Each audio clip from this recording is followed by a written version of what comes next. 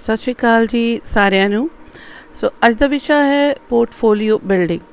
ਇਹ ਵਿਸ਼ਾ ਲਾਹੇਵੰਦ ਹੈ ਮਾਤਾ ਪਿਤਾ 6ਵੀਂ ਤੋਂ ਲੈ ਕੇ 12ਵੀਂ ਤੱਕ ਦੇ ਵਿਦਿਆਰਥੀ ਅਤੇ ਅਧਿਆਪਕ ਜਿਹੜੇ ਇਹਨਾਂ ਜਮਾਤਾਂ ਨੂੰ ਪੜ੍ਹਾਉਂਦੇ ਹਨ।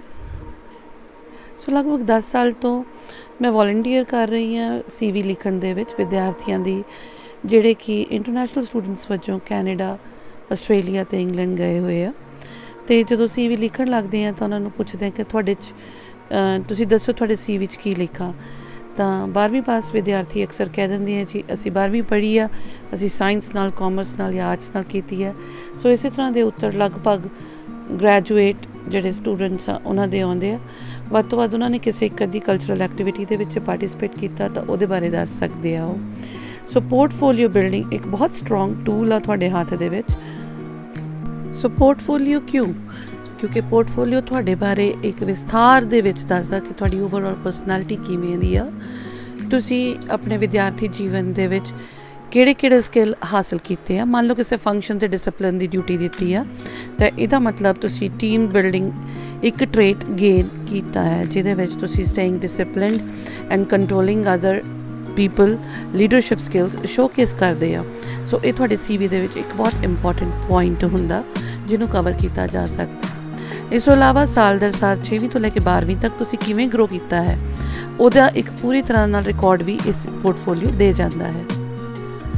ਜਦੋਂ ਤੁਸੀਂ ਆਪਣਾ ਪੋਰਟਫੋਲੀਓ ਬਿਲਡਅਪ ਕਰੋ, ਪੋਰਟਫੋਲੀਓ ਬਣਾਉਣ ਲੱਗਿਆਂ ਤੁਸੀਂ ਇਹ ਜ਼ਰੂਰ ਧਿਆਨ ਰੱਖਣਾ ਕਿ ਤੁਸੀਂ ਕੀ ਹੈ, ਤੁਹਾਡੇ ਅੰਦਰ ਦੇ ਕੋਰ ਸਟਰੈਂਥ ਕਿਹੜੀ ਆ, ਤੁਹਾਡੀ ਸ਼ਕਤੀ ਕਿਹੜੀ ਆ, ਅਤੇ ਤੁਸੀਂ ਉਹਦੇ ਅਨੁਸਾਰ ਕੀ ਅੱਗੇ ਵੱਧ ਰਹੇ ਹੈ ਜਾਂ ਕਿਸੇ ਦੇ ਪ੍ਰਭਾਵ ਹੇਠਾਂ ਤੁਸੀਂ ਆਪਣੇ ਆਪ ਨੂੰ ਬਦਲ ਕੇ ਅੱਗੇ ਵੱਧ ਰਹੇ ਆ। ਜੇਕਰ 6ਵੀਂ ਤੋਂ ਲੈ ਕੇ 12ਵੀਂ ਦੇ ਜਮਾਤਾਂ ਦੇ ਵਿੱਚ ਤੁਸੀਂ ਕਿਸੇ ਦੇ ਪ੍ਰਭਾਵ ਦੇ ਅਧੀਨ ਵੱਧ ਰਹੇ ਆ ਤਾਂ ਇਹਦਾ ਮਤਲਬ ਤੁਹਾਡਾ ਜਿਹੜਾ ਪੋਰਟਫੋਲੀਓ ਹੈ ਉਹ ਬਹੁਤ ਜ਼ਿਗਜ਼ੈਗ ਹੋਏਗਾ। ਉਹ ਇੱਕ ਤੁਹਾਡੇ ਜਿਹੜੀ ਇੱਕ ਪੂਰੀ ਤਰ੍ਹਾਂ ਦੀ ਤੁਹਾਡੀ ਪਰਸਨੈਲਿਟੀ ਹੈ ਉਹਨੂੰ ਨਹੀਂ ਇੱਕ ਉਕਾਰ ਸਕੇਗਾ। ਸੋ ਪੋਰਟਫੋਲੀਓ ਜਦੋਂ ਵੀ ਤੁਹਾਡਾ ਬਿਲਡਅਪ ਹੋ ਰਿਹਾ ਤਾਂ ਉਹ ਸਿਰਫ ਤੁਹਾਡਾ ਅਕੈਡਮਿਕਸ ਨਹੀਂ, ਉਹ ਤੁਹਾਡੀ ਓਵਰਆਲ ਐਕਟੀਵਿਟੀਜ਼ ਨੂੰ ਰਿਕਾਰਡ ਕਰਦਾ ਹੈ। ਸੋ ਪੋਰਟਫੋਲੀਓ ਅਕੈਡਮਿਕਸ ਦੇ ਨਾਲ ਤੁਹਾਡਾ ਖੇਡ ਜੀਵਨ, ਤੁਸੀਂ ਵਿਦਿਆਰਥੀ ਤੌਰ 'ਤੇ ਕਿਹੋ ਜਿਹੇ ਸੀਗੇ, ਤੁਸੀਂ ਕਿਸੇ ਦੀ ਮਦਦ ਕੀਤੀ ਆਊਟ ਆਫ ਦਾ ਵੇ ਜਾ ਕੇ ਉਹਨੂੰ ਪੜ੍ਹਾਉਣ ਦੇ ਵਿੱਚ। ਜਿਵੇਂ ਕੋਈ ਬੱਚਾ ਤੁਹਾਡੀ ਕਲਾਸ ਦਾ ਮੈਥਸ 'ਚ ਬਹੁਤ ਵੀਕ ਸੀਗਾ, ਤੁਸੀਂ ਉਹਨੂੰ ਐਕਸਟਰਾ ਟਾਈਮ ਲਾ ਕੇ ਉਹਨੂੰ ਮੈਥਸ ਪੜ੍ਹਾਇਆ ਜਿਹਦੇ ਨਾਲ ਉਹ ਬੱਚੇ ਦੇ ਗ੍ਰੇਡਸ ਇੰਪਰੂਵ ਕਰ ਗਏ। ਹੁਣ ਇਹ ਤੁਹਾਡੇ ਪੋਰਟਫੋਲੀਓ ਦੇ ਵਿੱਚ ਇੱਕ ਬਹੁਤ ਵੱਡਾ ਟ੍ਰੇਟ ਆ, ਤੁਹਾਡਾ ਇੱਕ ਬਹੁਤ ਵੱਡਾ ਸਕਿੱਲ ਆ ਕਿ ਦੈਟ ਤੁਸੀਂ ਸਪੋਰਟ ਕਰਦੇ ਹੋ ਔਰ ਉਹ ਸਪੋਰਟ ਰਿਜ਼ਲਟ ਓਰੀਐਂਟਡ ਹੈ। ਸੋ ਇਸ ਤਰ੍ਹਾਂ ਪੋਰਟਫੋਲੀਓ ਬਿਲਡਿੰਗ ਜਿਹੜੀ ਹੈਗੀ ਆ ਉਹ ਅਕੈਡਮਿਕਸ ਦੇ ਨਾਲ ਤੁਸੀਂ ਇੱਕ ਵਿਦਿਆਰਥੀ ਜੀਵਨ ਦੇ ਵਿੱਚ ਕੁਝ ਵੀ ਕਰਦੇ ਹੋ, ਕੁਝ ਵੀ ਸਪੈਸ਼ਲ ਕਰਦੇ ਹੋ, ਉਹਨੂੰ ਰਿਕਾਰਡ ਰੱਖੋ, ਨੋਟ ਰੱਖੋ, ਕਿਉਂਕਿ ਉਹਨੇ ਆਉਣ ਵਾਲੇ ਸਮੇਂ ਦੇ ਵਿੱਚ ਤੁਹਾਡੇ CV ਦਾ ਬਹੁਤ ਇੰਪੋਰਟੈਂਟ ਹਿੱਸਾ ਬਣਨਾ, ਜ਼ਰੂਰੀ ਹਿੱਸਾ ਬਣਨਾ। ਸੋ ਵੱਖ-ਵੱਖ ਤਰ੍ਹਾਂ ਦੇ ਪੋਰਟਫੋਲੀਓ ਹੁੰਦੇ ਆ, ਤੁਸੀਂ ਕਿਹੋ ਜਿਹੇ ਪ੍ਰੋਫੈਸ਼ਨ ਦੇ ਵਿੱਚ ਜਾਣਾ ਤਾਂ ਉਹਦੇ ਅਨੁਸਾਰ ਤੁਹਾਡੇ ਪੋਰਟਫੋਲੀਓ ਦੀ ਕਿਸਮ ਜਿਹੜੀ ਹੈ ਉਹ ਤੈਅ ਹੁੰਦੀ ਹੈ। ਗਰੋਥ ਪੋਰਟਫੋਲੀਓ, ਤੁਸੀਂ ਵਿਦਿਆਰਥੀ ਦੇ ਤੌਰ 'ਤੇ ਕਿਸ ਤਰ੍ਹਾਂ ਵਧੇ ਹੋ, ਅੱਗੇ ਵਧੇ ਹੋ। ਸੋ ਤੁਸੀਂ ਪੜ੍ਹਾਈ ਦੇ ਵਿੱਚ ਪਹਿਲਾਂ ਕਿਹੋ ਜਿਹੇ ਸੀਗੇ, 12ਵੀਂ ਤੱਕ ਪਹੁੰਚਦੇ ਕਿਵੇਂ ਹੋ ਗਏ, ਰਿਜ਼ਲਟ ਓਰੀਐਂਟਡ ਹੋ ਗਏ। ਸੋ ਇਹੋ ਤਰ੍ਹਾਂ ਖੇਡਾਂ ਦੇ ਵਿੱਚ ਤੁਸੀਂ ਕਿਵੇਂ ਸੀਗੇ, ਤੁਸੀਂ ਸੋਸ਼ਲ, ਇਮੋਸ਼ਨਲ, ਕਲਚਰਲ ਐਕਟੀਵਿਟੀਜ਼ 'ਚ ਕਿਵੇਂ ਸੀਗੇ, ਹੈਲਥ ਐਂਡ ਫਿਟਨੈਸ ਚੀਜ਼ਾਂ ਦੇ ਨੂੰ ਤੁਸੀਂ ਕਿੱਦਾਂ ਲਿਆ। ਸੋ ਓਵਰਆਲ ਤੁਸੀਂ ਇਹ ਸਾਰੀਆਂ ਚੀਜ਼ਾਂ ਨੂੰ ਆਪਣੇ ਇੱਕ ਗਰੋਥ ਪੋਰਟਫੋਲੀਓ ਦੇ ਤੌਰ 'ਤੇ ਦੇਖ ਸਕਦੇ ਹੋ। ਤੁਸੀਂ ਆਪਣੇ ਆਪ ਨੂੰ ਕਿੱਥੋਂ ਸ਼ੁਰੂ ਕੀਤਾ ਅਤੇ ਤੁਸੀਂ ਕੀ ਬਣੇ ਹੋ। ਸੋ ਇਹ ਸਾਰੀਆਂ ਗੱਲਾਂ ਜਿਹੜੀਆਂ ਵੀ ਚੀਜ਼ਾਂ ਇਹਦੇ ਵਿੱਚ ਆਉਂਦੀਆਂ ਉਹ ਸਾਰੀਆਂ ਤੁਹਾਡੀਆਂ ਗਰੋਥ ਪੋਰਟਫੋਲੀਓ ਕਹਾਉਂਦੀਆਂ ਨੇ। ਸੋ ਅਗਲਾ ਪੋਰਟਫੋਲੀਓ ਹੈ ਸ਼ੋਕੇਸ ਪੋਰਟਫੋਲੀਓ।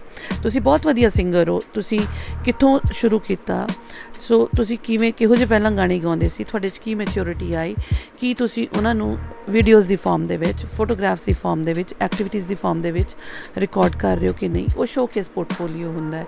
ਸੋ ਸ਼ੋਕੇਸ ਪੋਰਟਫੋਲੀਓ ਤੁਸੀਂ ਵਾਤਾਵਰਣ ਦੇ ਲਈ ਕੀ ਕਰ ਰਹੇ ਹੋ। ਮੰਨ ਲਓ ਤੁਸੀਂ ਬਚਪਨ ਦੇ ਵਿੱਚ 6ਵੀਂ ਜਮਾਤ ਦੇ ਵਿੱਚ ਇੱਕ ਪੌਦਾ ਲਾਇਆ ਫਲ ਦਾ, ਉਹ ਵੱਡਾ ਹੋ ਗਿਆ, 8ਵੀਂ ਜਮਾਤ ਤੱਕ ਪਹੁੰਚਦੇ ਤੁਹਾਨੂੰ ਬਹੁਤ ਮੋਟੀਵੇਸ਼ਨ ਮਿਲਿਆ, ਤੁਸੀਂ ਆਪਣੇ ਪਿੰਡ ਦੇ ਵਿੱਚ 20 ਪੌਦੇ ਲਾ ਕੇ ਉਹਨਾਂ ਦੀ ਸੇਵਾ ਕੀਤੀ। ਸੋ ਉਹ 20 ਪੌਦਿਆਂ ਨੂੰ ਲਾ ਕੇ ਤੁਸੀਂ ਪਿੰਡ ਦੇ 10 ਬੱਚਿਆਂ ਨੂੰ ਹੋਰ ਨਾਲ ਲਾ ਲਿਆ। ਸੋ ਉਹ 10 ਬੱਚਿਆਂ ਨੇ ਆ ਕੇ ਹੁਣ ਅਗਲੇ 10 ਪਿੰਡਾਂ ਦੇ ਵਿੱਚ ਹੋਰ 20 ਬੂਟੇ ਲਾਤੇ। ਸੋ ਇਹ ਤੁਹਾਡਾ ਸ਼ੋਕੇਸ ਪੋਰਟਫੋਲੀਓ ਹੈ। ਇਵੈਲੂਏਸ਼ਨ ਪੋਰਟਫੋਲੀਓ, ਤੁਸੀਂ ਕਿਵੇਂ ਹੋ ਅੱਜ ਦੀ ਤਰੀਕ ਦੇ ਵਿੱਚ, ਕਿਹੜੇ ਹਾਲਾਤਾਂ ਦੇ ਵਿੱਚੋਂ ਦੀ ਲੰਘ ਕੇ ਤੁਸੀਂ ਅੱਜ ਦੀ ਤਰੀਕ ਦੇ ਵਿਅਕਤੀ ਬਣੇ ਹੋ। ਇਹ ਇਵੈਲੂਏਸ਼ਨ ਪੋਰਟਫੋਲੀਓ ਹੁੰਦਾ ਹੈ। ਇਹਦੇ ਵਿੱਚ ਤੁਹਾਡੀਆਂ ਹਰ ਤਰ੍ਹਾਂ ਦੀਆਂ ਅਚੀਵਮੈਂਟਸ ਜਿਹੜੀਆਂ ਹੈ ਉਹ ਤੁਸੀਂ ਬਿਲਕੁਲ ਕਲੀਅਰ ਕੱਟ ਮਾਰਕ ਕਰ ਦਿੰਦੇ ਹੋ। ਮੈਂ ਨੈਸ਼ਨਲ ਦਾ ਖਿਡਾਰੀ ਹਾਂ, ਮੈਂ ਬਹੁਤ ਵਧੀਆ ਐਥਲੀਟ ਹਾਂ, ਮੈਂ ਨੈਸ਼ਨਲ ਖੇਡਿਆ, ਮੈਂ ਆਪਣੀ ਜਮਾਤ ਦੇ ਵਿੱਚ ਪਹਿਲੇ ਜਾਂ ਦੂਜੇ ਨੰਬਰ 'ਤੇ ਆਉਣਾ। ਤਾਂ ਇਹ ਸਾਰੀਆਂ ਜਿਹੜੀਆਂ ਤੁਹਾਡੀਆਂ ਗਤੀਵਿਧੀਆਂ, ਇਹ ਤੁਹਾਡੀਆਂ ਇਵੈਲੂਏਸ਼ਨਸ ਆ, ਫਾਈਨਲ ਵਰਡਿਕਟਸ ਆ ਕਿ ਤੁਸੀਂ ਕੀ ਆ। ਇਸ ਤੋਂ ਇਲਾਵਾ ਤੁਸੀਂ ਪੋਰਟਫੋਲੀਓ ਦੇ ਵਿੱਚ ਕੀ ਹੋ ਐਡ ਕਰ ਸਕਦੇ ਹੋ। ਵਾਤਾਵਰਣ ਇੱਕ ਬਹੁਤ ਸੰਜੀਦਾ ਵਿਸ਼ਾ ਹੈ ਅੱਜ ਦੇ ਸਮੇਂ ਦੇ ਵਿੱਚ।